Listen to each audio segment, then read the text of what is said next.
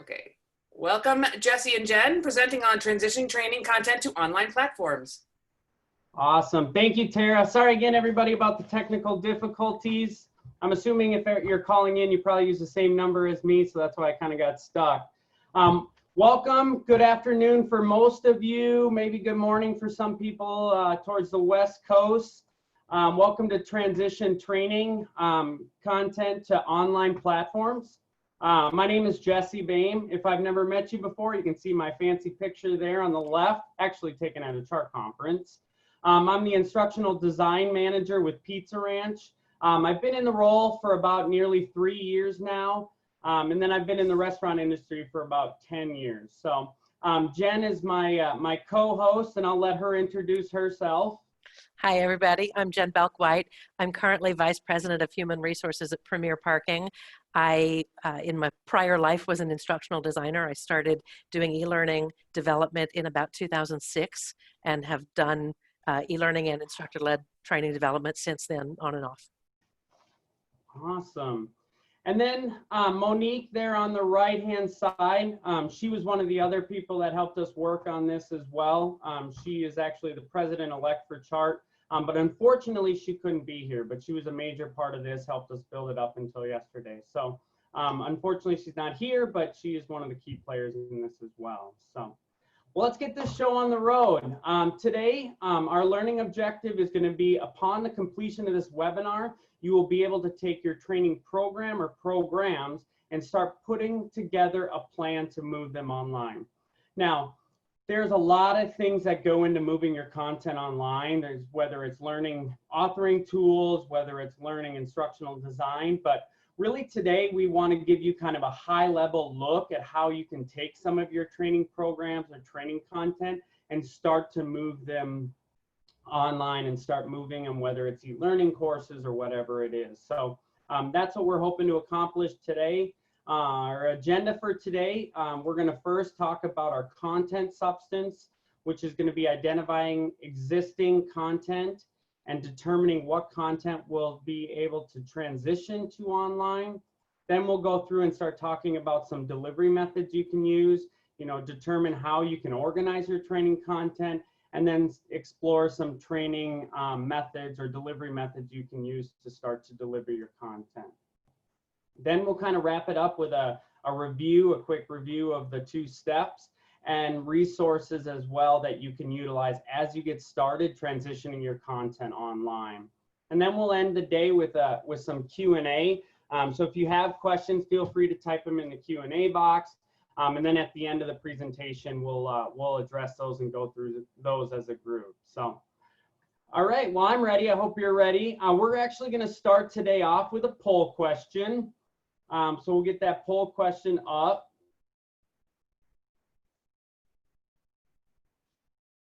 Can everybody see the poll question?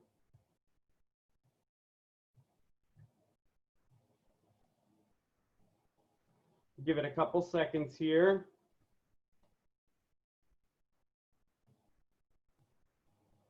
We're about 60%. Give it 5 more seconds.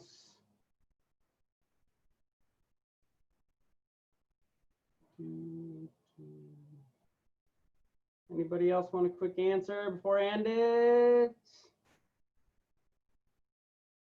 All right. So let's take a look at the results. As you can see, what is your goal or purpose for moving your training content online? As you can see, about 48% of you said just the overall benefit. And then the next one to that is 41%, which is the current state of our industry. And we all know the kind of current state we're in, whether it's reopening or, such as that. So, the current state is obviously a good reason as well. Cost savings, technology feature, you can see are some of the other ones. So awesome. Well, that's good to hear. Well, let's dive right in and talk about how we can move some of your content online. So really the first thing you're going to do when it comes to starting to move your content online is we need to identify the existing content you already have that you want to move online, right? So really we need to start by auditing all of our current training training content we have, right? It's important that as we start to game plan or get ready to move our content online, we need to know what we have, right? We need to be prepared as we start looking at delivery methods, organization of the training material. We need to know what we have for training content. So it really kind of starts with game planning on what program, whether it's team member, whether it's MIT program, maybe it's, you know, office level material, but auditing every training content piece you have so you prepare yourself, right? If you're going to go camping in the Canadian wilderness, you don't just wake up one morning, say, hey, I'm going to head north and I'm going to go camping. You got to prepare yourself, right? You need to know where you're going. You need to make sure you have the proper material. Same thing here. You need to know where you're going with this. You need to know what material you have and what you can transition online. The next thing, once we have our content audited and we know or have a list of what we want to move online, we need to identify the content that is essential for successful training. Because really, we can't take a 68-page long team member training guide, an entire MIT program, and move it online. If you're talking about doing that, you're talking about hours of seat time for that learner. You're talking about throwing spaghetti at a wall and hoping it sticks. You got to make sure that when you're starting to move your content online, you're really taking a look at the content that's going to make this trainee or manager or team member or front desk person successful. What is going to be successful and what content can you move online?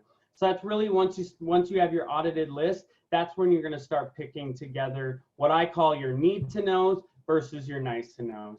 You put it all in one, you're doing the old school 90s training video where they're watching hours long video, heading out to training, and all of a sudden you're hoping it sticks. And so you got to make sure that when we start to move our content online, that we really have that essential training that will make it successful. And then once we've identified that content, then we really need to identify what content should be moved online.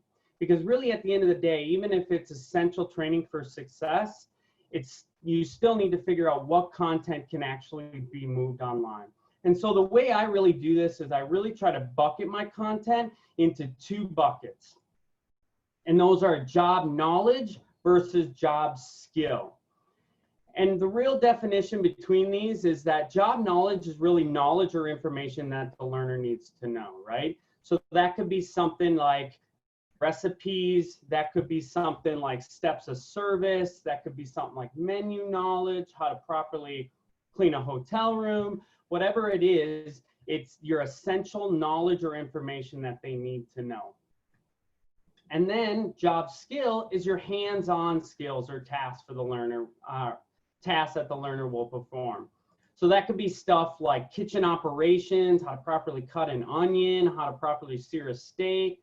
Maybe it's something like how to properly handle a guest at the front desk or take a reservation, or even how a server interacts with a guest at a table. These are those real hands-on, this real roll your sleeves up and work at it tasks. And those are your job skills. And so the real reason why I try to bucket those is because when it comes to online training for job knowledge, I really try to focus on job knowledge. So that could be compliance, that could be your menu knowledge, service steps. Again, it's delivering that knowledge and that information. And also some of the ways that I try to train job knowledge is videos. It can be e-learning courses. It can be even virtual classrooms, right? I've seen a lot of stuff posted on whether LinkedIn where we're doing virtual classrooms nowadays. But delivering that knowledge and that information for that trainee to take with them.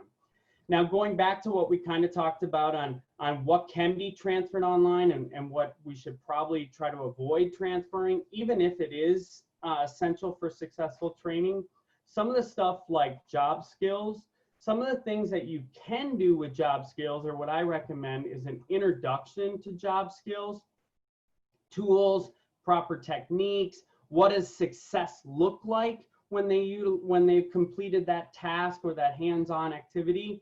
What does success look like? But to be honest, we really want to avoid relying on online training for job skills, because these hands-on skills are really going to be hard for the learner to take what they watch on an e-learning course and be able to apply that right away in a kitchen, at a front desk, with guests in front of them. They're not really truly going to be able to perform those tasks unless they actually practice, start to kind of build that muscle memory that you need. You know, an example of this is to play the guitar, right? You can watch Jimi Hendrix play a guitar. You can watch an e-learning course on how to play a guitar. But honestly, are you really going to be able to pick up a guitar and play it? No, right? What about hitting a golf ball, right?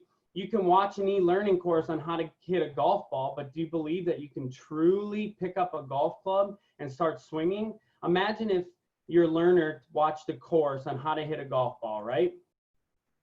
So let's take a look at what that could look like, right?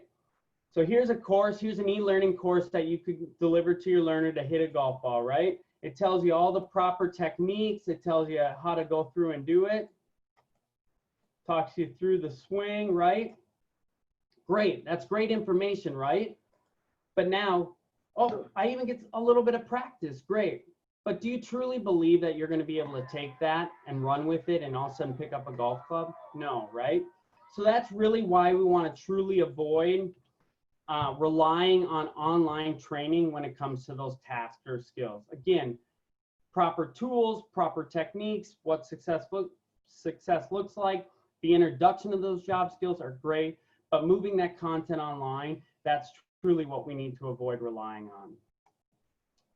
Once we've kind of determined, we've audited our content, we've taken a look at our what we have, what would success look like with that training. The next thing we've looked at is we looked at what we can move online and what we should probably try to avoid moving online. Again, with the current state of the industry, you know, we're trying to move a lot online, but to be really successful, we can't take it all. And so that's, again, where we're focusing on that job knowledge. And once we truly kind of got that content listed out, next thing we need to do is we're going to have to figure out how to deliver the content, right? We need to determine the type of training that we're going to deliver the content, right? It's not just a, hey, I'm going to move my content online. I've got it here. I'm ready to go, right? We have to also figure out a structure to deliver that content. And so there's 3 ways that you can structure your content to deliver it online. And the first is an asynchronous learning. And this is really self-paced. The learner is going to be taking it on their own. Some prime examples is going to be e-learning courses, right? They go online, they go on, you know, whether it's your site, an LMS or whatever, they complete their training, and then whether they're done and go to their job or they move in with a trainer or whatever it is, this is really asynchronous, is that they're going to sit down at a computer or sit down and watch it and complete it themselves at their own pace. Videos is another great example. Now, one of the things that a lot of people are starting to look at is doing a lot of user-generated videos, right? So having it where, how do you properly do this? Or how do you deliver excellent guest service? And having that user-driven content from your restaurants, from your hotels, whatever it is, where people are getting a chance to see other restaurants, other hotels, other team members just like themselves, how to properly do it. Again, that's all self-paced. That's watch when you can. Another great example of that is knowledge checks. You know, maybe you're not quite ready to start building out e-learning courses or developing videos. Maybe it's you just want to simply have them sit down and complete a knowledge check when they're done with training. Maybe it's a new rollout. Maybe it's a new process. Knowledge checks too are another great example of just some asynchronous learning that you can roll out. The next type is going to be synchronous learning. These are going to be instructor-led, and these are taken with other learners, right? So a great example is a virtual classroom. You sit down, whether it's, you know, everybody sitting at a table together and there's an instructor that is projecting on the screen. Maybe it's everybody across all over, even stuff like live webinars, like we're doing right now. This could be asynchronous because this is everybody together. We're watching it at a specific time with multiple people. If you went back and watched this recording later, or maybe this recording was great and you send it to somebody to watch at their convenience, that's when you start to transition to that asynchronous. But the synchronous is that we're completing it together. Another great example of this is simulcast events. you know, whether that's manager meetings, whether that's something like a director of operations that's addressing training on maybe a new process, maybe new safety guidelines. You know, again, with the current state of our industry, what does reopening look like for your company? And maybe that's something where you're having a big simulcast event or conference or whatever it is to train your managers to then funnel that down. You know, that's another great example of everybody coming together at one time. It's led by somebody and it's taken together. And then the last example is probably something that you're all pretty familiar with, and that's really the blended learning approach. And this blended learning approach is really the online and traditional training coming together, right? So that is them on the same program. So for instance, you have your classroom training. That could be your hands-on training with a trainer. That could be a instructor-led course. That could be something like a job skills training. And then combining that with your online training. So that could be a sit down, watch some e-learning courses. Now you're going to move into training with a trainer, right? That is your blended learning approach. And I'll be honest, this is the approach that a lot of people are taking these days, is utilizing online to deliver that content effectively and efficiently, but also delivering a consistent message on job knowledge and what does success look like, and then moving them into more of a classroom, or maybe moving them into a train the trainer program, where then they can actually get that hands-on approach and they can actually build some of that muscle memory and start learning those skills and applying that knowledge and that information that they had learned in the beginning. So again, this is one I recommend, but this is always a good approach, especially too if you're taking something like a team member training program, maybe it's a manager training program, something to that effect. This is always a good approach as well to combine that, maybe it's skills practice with knowledge online. So once we've truly kind of looked at what we have, and we've kind of started to determine what program we want to set up, next we really need to start taking a look at how we're going to deliver that, right? So now that we have our program laid in mind and what we think we're going to do, now we need to start taking a look at what the tools are that we can utilize to start moving our content online. And so really what I want to do again is just going from a real high level is just show you some of the tools that you can utilize to really start delivering your content online. So some of the ways, and obviously you may, you know, e-learning authoring tools are always a great way to start moving your content online. Now, to be completely honest, you know, obviously it takes some learning on the program. It's going to take some little bit of instructional design theory to apply to how to make sure that you're delivering the content engaging and interactive. But again, this is a truly beneficial program where you can apply that blended learning approach. And two of the e-learning authoring tools that are most popular is Articulate 360. Articulate 360 is a great program.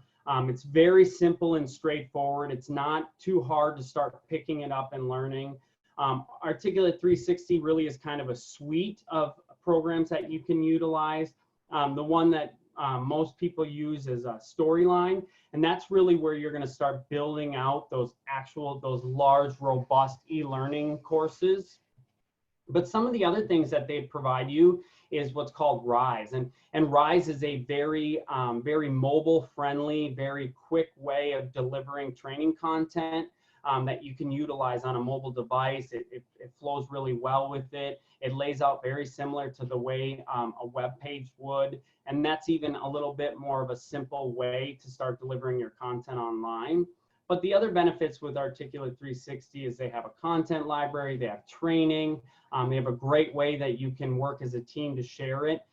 So yeah, obviously, you know, you can tell I'm probably a little bit more biased because I utilize Articulate 360. But one of the other programs that a lot of people use is Adobe Captivate. Adobe Captivate is great for stuff like software training, you know, so maybe it's something that you want to really deliver training on how to utilize your reservation system. Maybe it's on how to properly use your POS system, stuff like that. Adobe Captivate is really well known at being a great program for that. But also, you know, it's again, it's an Adobe product, so you know it's going to be a great product to utilize. And if you're really familiar with Adobe, it's a great overall e-learning program as well. So some of the things that I have heard in terms of opportunities with that is it is a little bit more, you got to be a little bit more tech savvy as you start to work through it. But again, you know, it's almost as straightforward as if you were going to develop a storyline course with Articulate 360. So those again are your kind of your key, your true e-learning authoring tools that you can utilize. There are a couple other ones that you can research and use. Again, there's plenty of literature out there on pros and cons with those, but these are your most popular. Now, something else that, you know, maybe you want to start developing an e-learning course, but you know what, you don't have the time to really spend to start developing all these or learning how to develop courses and learning new programs and software. And so one of the other things you can use is there you have Powtoon and Beyond, which are great programs where you can utilize their platform to develop quick animations. You can utilize it with some voiceover and really utilize these as kind of quick builds on an e-learning course to deliver your content and throw it right on, let's say, a learning management system or something like that, where, and I see a lot of this, a lot of people utilizing this program right as they're getting started. I know a lot of people will use this instead of sending out a PDF on, here's a new process, here's a new procedure. They'll utilize this program as they go through on quick builds, quick, you know, they have the whiteboard effect. I don't know if you've ever seen the whiteboard, it's scratching all over the place. That as well as another program. Again, there's plenty of other animation programs out there you could utilize, but these are two keys, and Beyond is very simple and straightforward. And so next, what I want to do is I want to do another poll question. So as we start talking about programs and as we start talking about, you know, content and delivery, I want to do a quick poll question with everybody.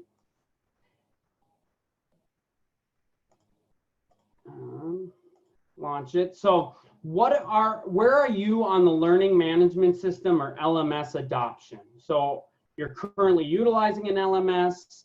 We're in the process of looking for an LMS. We're starting to think about an LMS, or we aren't really sure if we'll use an LMS. And if you're not even familiar with an LMS, you can just say we aren't sure yet. And don't worry, we'll go through what an LMS is. So we'll take a couple seconds here. We're about 70% right now.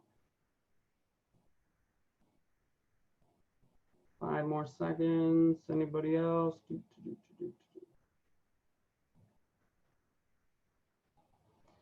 All right. So as you can see here, with the results, 74% of you are already utilizing a learning management system, which is great. We have a few that aren't sure or in the process of looking at, but you can see that's already a large, vast majority of you that are utilizing an LMS, which is great. So obviously, when we start talking about delivering content and delivering e-learning courses, an LMS kind of feels like it goes hand in hand with that. And really what a learning management system is utilizing it for tracking purposes, for organizing your content. You can take a look at scores, and there's a large, vast majority of things you can utilize with an LMS. Now, we could spend all day long going through different LMSs, because there is a wide variety of LMSs out there. Everything that's directly targeted at hospitality to medical to whatever it is. But really, whether you have an LMS now or you're starting to look for one, or maybe you're starting to kind of gaze over the horizon at other LMS, you know, you really want to first determine what you need the LMS to do. Is it just for tracking? Is it just for housing your content? Is it just for quizzes or scores, or maybe it's just compliance courses? But you really need to first determine what you want it to do, because that will help you really start to narrow down the different LMSs there are out there. And some other things to consider is that with these LMSs, as they start to advance and they start to develop, there are wide varieties of fun things that some of these can do, from being mobile friendly. There's some that are that can track not only scores and completions, but can track how long somebody spent on a question, how they answered it, how overall learners did on a specific quiz or content piece. There's even stuff where you can do scheduling. There's scheduling associated with it. You can even spend some time where looking at LMSs that will actually, where you can schedule instructor-led courses and some of that. So again, first determine what you needed to do, and then if you want to gaze over the horizon of what else is out there and what else would I like it to do, take a look at those features as well. And again, you know, money is important and the price. So that's where, as you start to look at what are the nice features, you know, obviously what's in the budget as well. But again, with learning management systems, there's such a vast majority. And if you don't currently have an LMS, or you're looking at maybe gazing over the horizon, Chart does have some partners that are LMS platforms. So if you go to chart.org/partnership/partners, you will find some of the LMSs that have partnered with us. If you've been to a conference, you've probably seen them at a vendor fair. But if you're starting to look, you know, here's some resources as well. Next, some of the other ways that you can deliver content is the virtual classrooms, right? You know, whether it's webinars or maybe it's that instructor-led virtual classroom. Again, just like LMSs, there are a ton of options out there that you can utilize, whether it's Adobe Connect, Zoom like we're currently using, WebEx. A new one that we just found was GoToTraining, which is really GoToMeetings kind of target that they're aiming at more of that virtual classroom. So it's a lot more aimed towards training in that virtual classroom. I haven't spent a ton of time, to be honest, looking through that. That's a resource that just came across our plates recently, but something to definitely take a look at if you're looking at doing instructor-led courses online. Google Meet is a new one that's free and that's out there as well, and Facebook has them. Again, everybody's out there. There's a ton of different ones.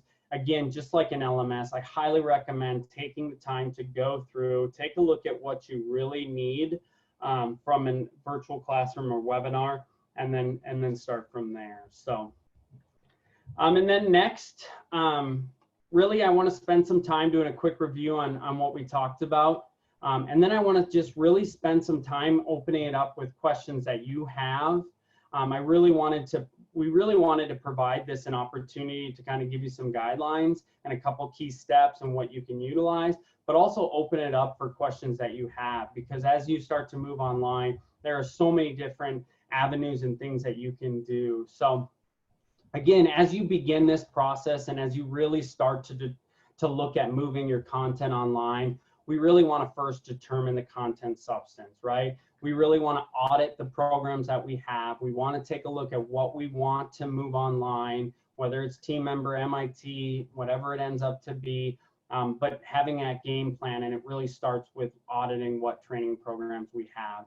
And then we need to take a look at what is essential, what for a successful training. Again, the need to know, nice to know is always great. If you're going to put everything online, again, you're going to have those trainees that are going to spend hours on end, right?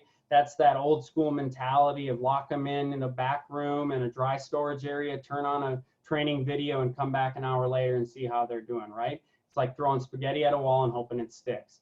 Moving your content online is you really want to focus on the need to knows so that you can deliver that content, and then they can move either onto the job or move on with whatever it is, if it's right with a trainer into a classroom or whatever. And once we audited and we've determined, you know, the essential content we need, then really taking a look at job knowledge versus job skill. Again, job knowledge is a great thing to deliver on e-learning, is a great way to deliver online, because it's really more focused on getting that knowledge in their head and starting to get it into what their short-term memory, where then if they move into, let's say, a blended learning approach, they're going to move in with a trainer, and now they're going to apply that knowledge, maybe a recipe, maybe how to utilize a program, and now they're going to start to apply that information. With job skills, really maybe utilizing more of that hands-on training, training with a trainer, or maybe it's you shoulder to shoulder with them practicing, but it's really, really hard to learn a hands-on task online. It's really hard to watch an e-learning course on how to swing a golf club and then think you're going to pick up a club and do it. It takes time. So focusing a lot more on that job knowledge and maybe a little less on job skills. Again, introduction to job skills, great, right? What tools you need, proper techniques that you should be doing. What does success look like, right? The example I showed was how to properly sauce a pizza, right? I know what spoodle I need to know, proper techniques on how to do it. What does a properly sauced pizza look like? And then from there, then now they can move into that with that trainer on how to do it and learning how to actually do it, and not just saying, yep, I think they got it, they'll figure out as they go. And then determining our training method, right? So now we know what content we have our map, we have our game plan on what we want to move or what content we want to move. Now we can look at the tools that we're going to need to deliver this. And really first starting to take a look at, what training program or what type of training program. Is it an e-learning? Is that asynchronous, where it's going to be they sit down, it's learner self-paced, they're going to take it on their own. Maybe it's even watching a recorded webinar, but it's self-paced, or it's synchronous. Again, they're going to watch a virtual classroom, right? It's going to be live. It's going to be something like this live webinar. It's going to be maybe a simulcast event or a manager meeting that's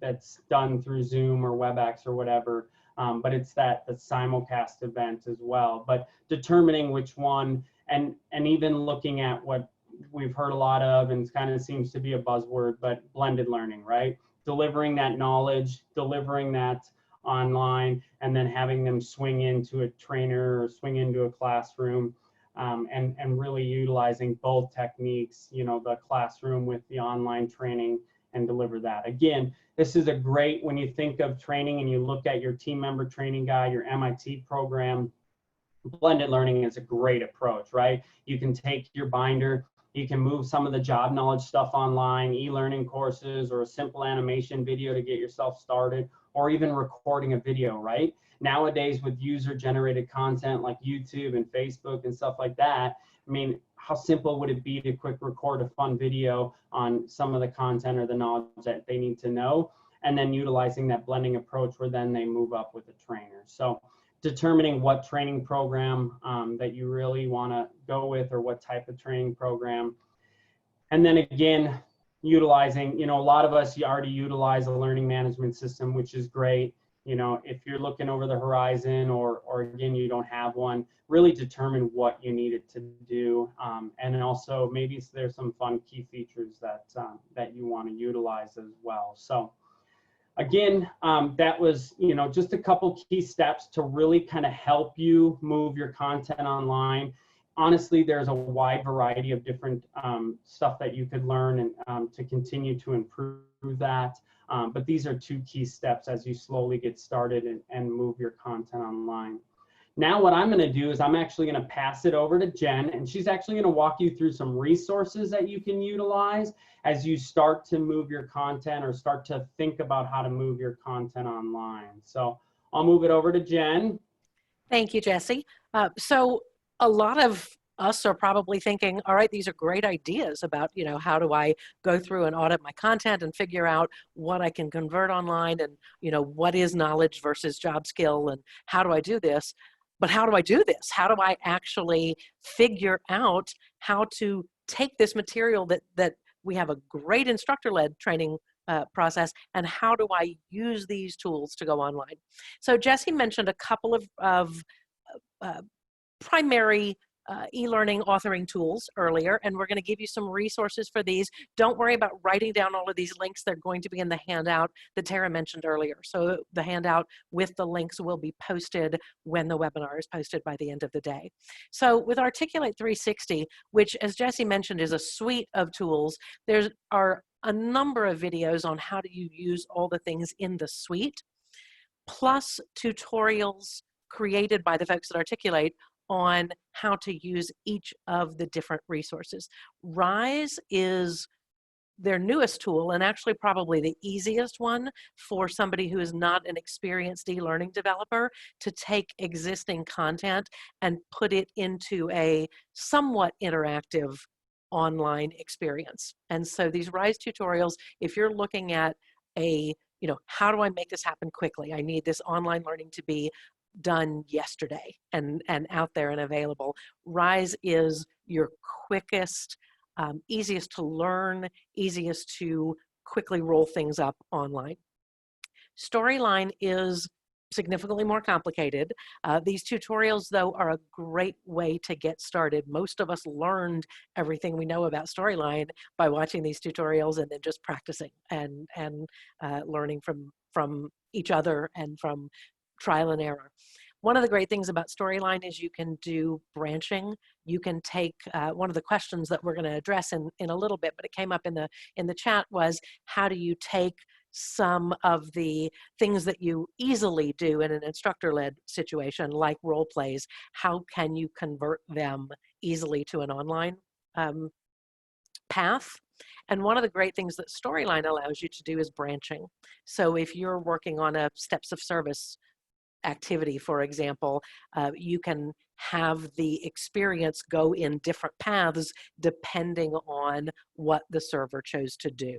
So Storyline allows you that flexibility and that robustness. It is more complicated to learn and not as quick at being able to get your material converted online.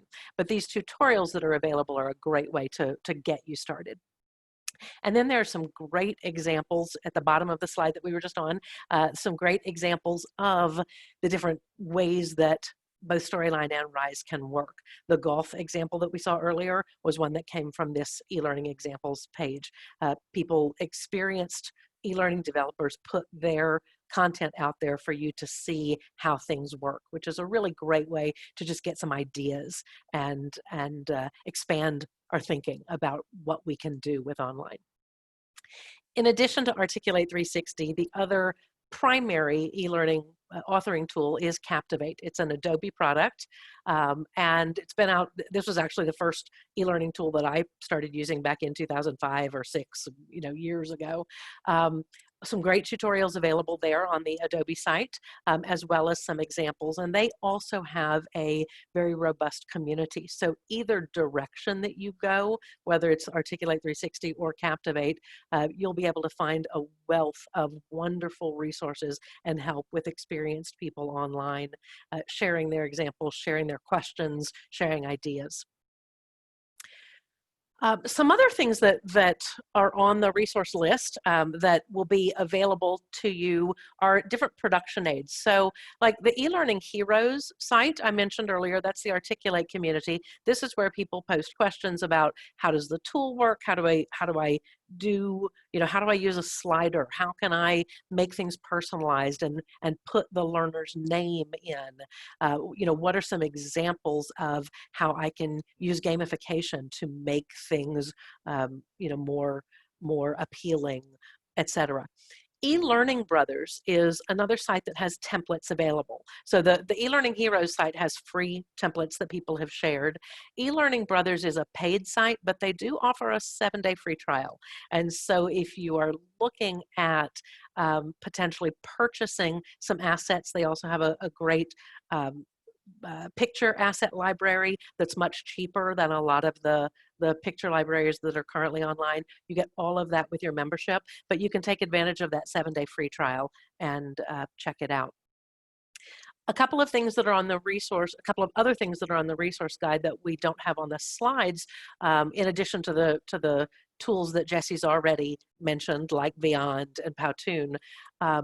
one thing that I have found really useful, I actually learned this from another chart member who shared her ideas with me, is instead of using the audio tools in Storyline or Captivate, she suggested using Audacity, which is a free open source audio recording tool, and I agree with her now. I mean, she said that its editing capabilities are so much better than those in either Storyline and Captivate, and I have been using it ever since. Now, in the 5 years since then, the capabilities in Storyline or Captivate may have gotten a lot better. I don't know, because all I do is use Audacity for my audio recording. It's simple to use and it's a free available tool. So those and more will be on the resource guide that's attached to this, but I really encourage you to dig into some of those links, look at some of the samples. I know that Articulate 360 offers a free 30-day trial, so you can play with it, practice, see how it works. Captivate is a month-to-month subscription, so you also are not locked into any long-term expensive thing. I know a lot of us have had resources cut lately, and so cost is certainly something we have to consider. So test out those free trials, check out everything that is available to you as free options. All right, and with that, we will take it to the Q&A. Awesome. All right. Now we'll spend a little bit of time here, the last little bit, doing some Q&A. We just thought it would be nice to kind of open this up with some questions you have right off the bat. Two ways you could kind of do this. There is a Q&A or a question and answer box that you can utilize if you want to post it anonymous or whatever, or you could utilize the chat as well. Jen and I will both kind of have it, both those opened up, and just try to answer any questions you have as you start to get started, or maybe you've already started, and some things that you really could utilize some help with or some advice with. So I can open it up with any questions. I did see that. Go ahead. Oh, go ahead. I was going to just pop one out there that's in the chat already. Go ahead. Do you have suggestions on what you look at to determine what is able to be moved online from your paper training materials? What are some best practices on getting material ready for your instructional designer to translate to an online platform? Jesse, you want to take that? Sure. Again, that's really when I'm taking a look at my overall content and what I want to move online. Again, I really try to focus a lot more on that job knowledge, some pieces that I can deliver quickly to them, get them to sit down, watch, whether it's a knowledge or information.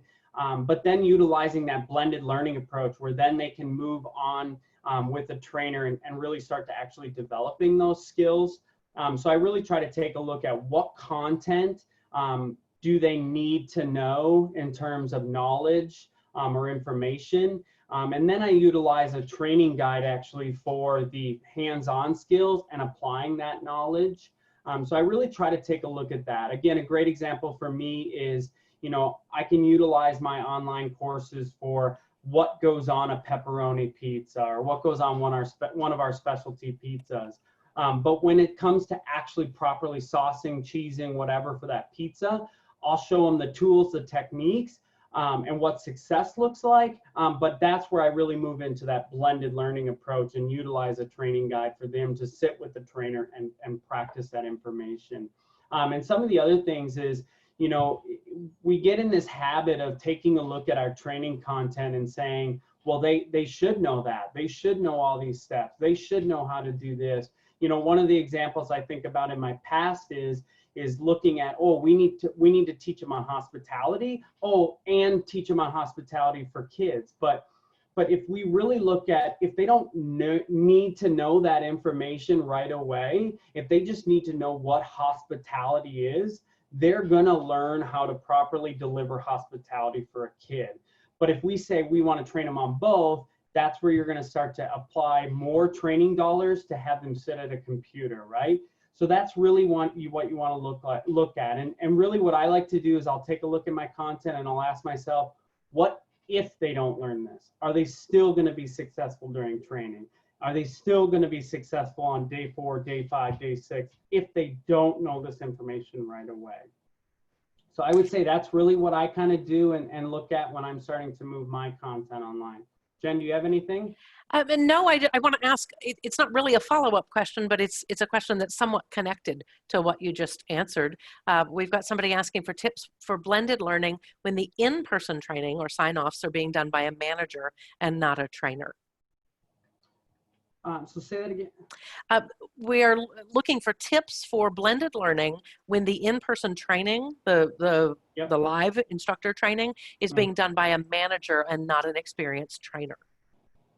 So, you know, and really one of the things that I've done with my current training guide is when I have it, when it's signed off on, maybe it's hands-on skills or tasks, is making sure that it's listed out properly on how that task should be completed, right? How to properly stretch a dough or sauce a pizza or something to that effect.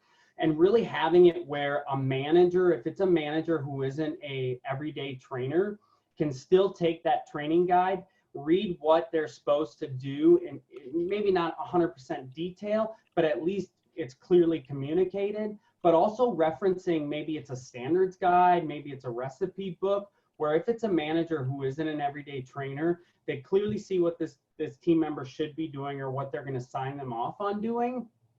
But also if they don't know it, or maybe they're not 100% clear, there is also a reference piece for them. And I build that all right into the training guide. So again, anybody can pick it up and utilize it. And so that's kind of how I do the blended learning, or the training guide side of the blended learning. But on the e-learning side, you know, again, the nice benefits is that the knowledge and information that you can deliver to that team member, manager, whoever it is that's completing the online course, you're giving them a consistent message across your entire brand.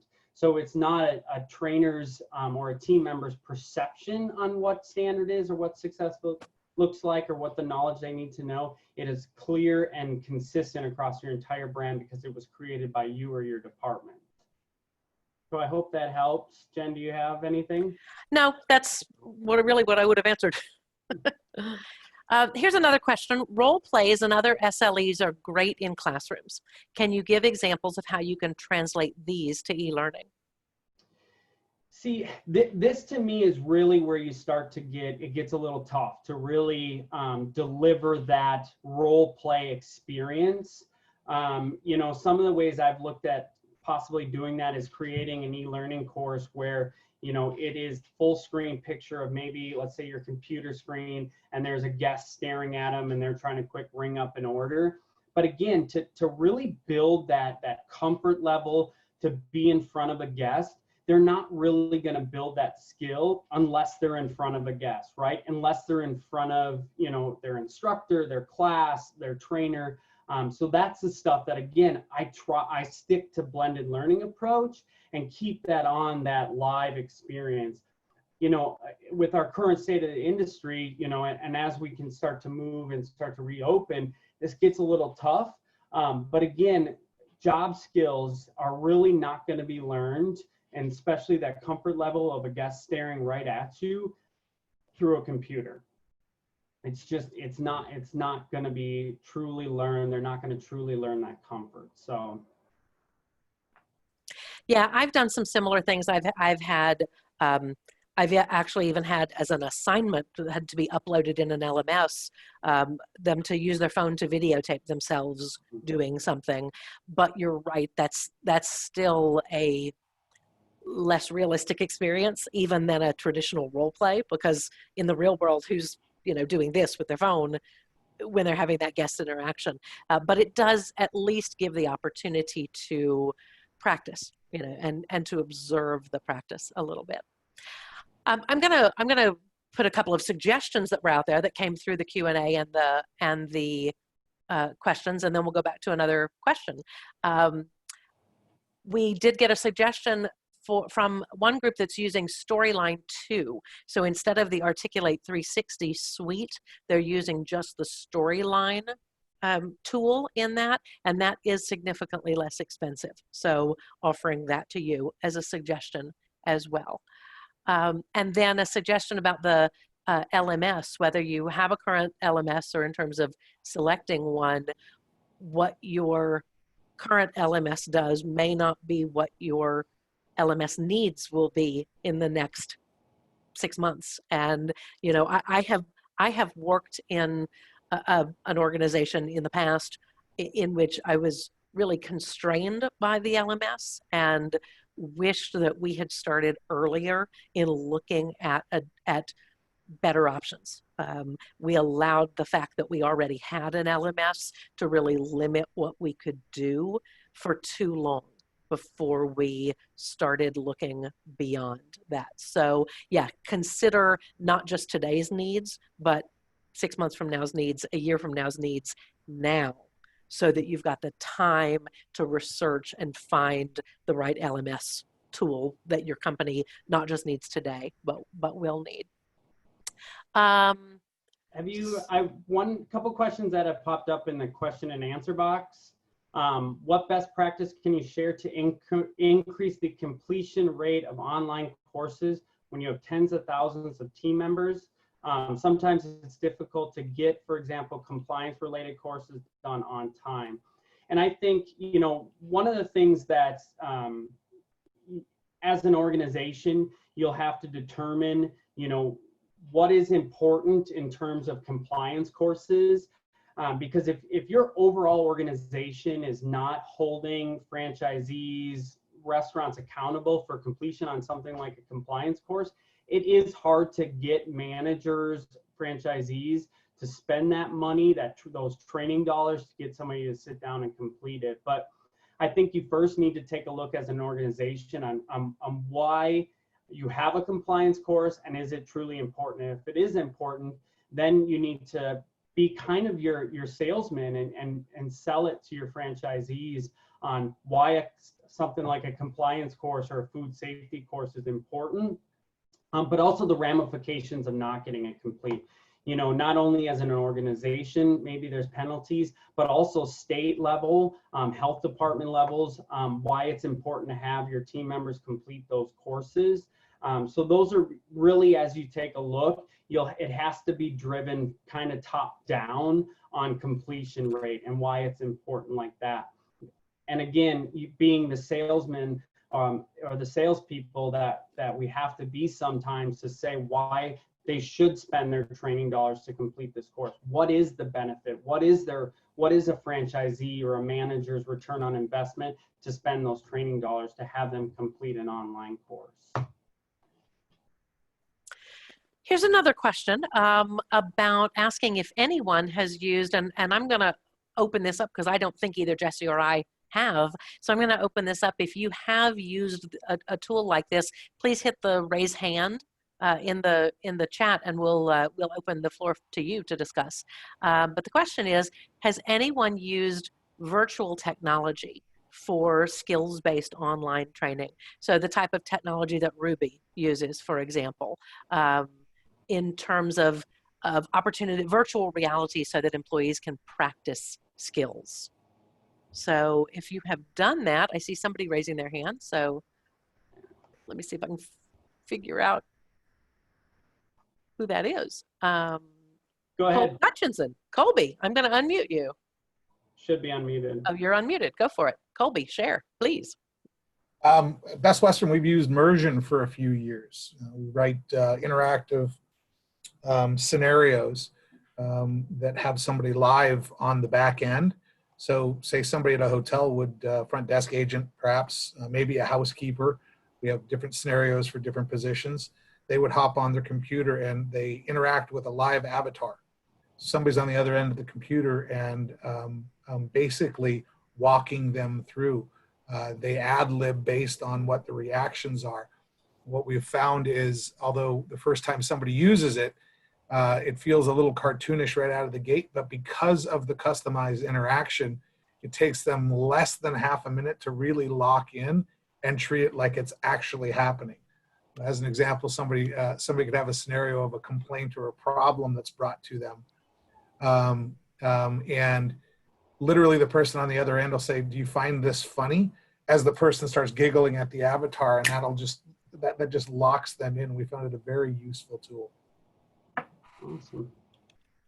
Excellent. Thank you very much. I just put the website for it into the chat for everybody. And I will, Tara, hold off on what I sent you. I will send an updated version of the resource link that includes that as well. So that resource will be on our handout. So thank you very much, Colby. Appreciate it. So I will say that it's 101 right now. And so if there are a couple of questions that we haven't got to yet, but if you do want to head out, please feel free. Thank you for joining us. We'll spend a couple more minutes going through some of the questions that we didn't answer yet.